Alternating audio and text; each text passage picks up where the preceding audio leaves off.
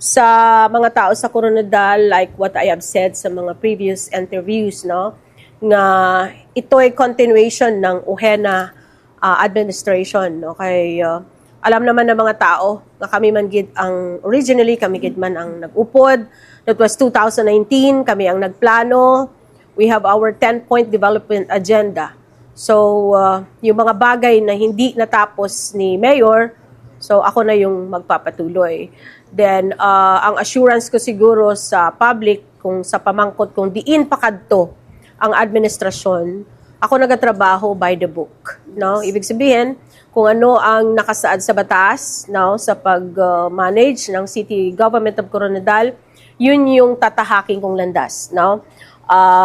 Ang una kong adlaw subong, kasi kahapon yung oath-taking, ang ako niyang oras na tuon sa pagkikipag-usap sa aton sining mga empleyado, especially the department heads, no? So, ang ulihi diri kaina is the Treasurer's Office, ngagin paathag sa ako ng financial status ng city government, no?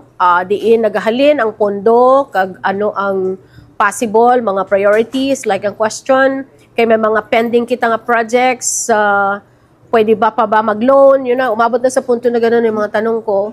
So, pinaliwanag sa akin, kung mag-loan ka, may masakripisyo yung other delivery of basic services sa city. So, amat-amat ko nga naintindihan, cause maintindihan mo man siguro, Rochelle, no, kag sa tagpalamati ng Bombo, ang expertise ko is legislation, no? Nasa legislative department ako for 9 years, then maglilimang taon as vice mayor.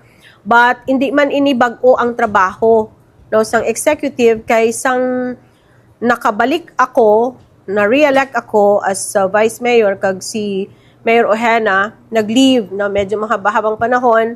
So daw na-practice ko naman, no? Kumbaga gamay ko na rin yung trabaho ng isang executive. So hindi man gid ako nabaguhan. Gamay lang gid na medyo nabago yung routine ko.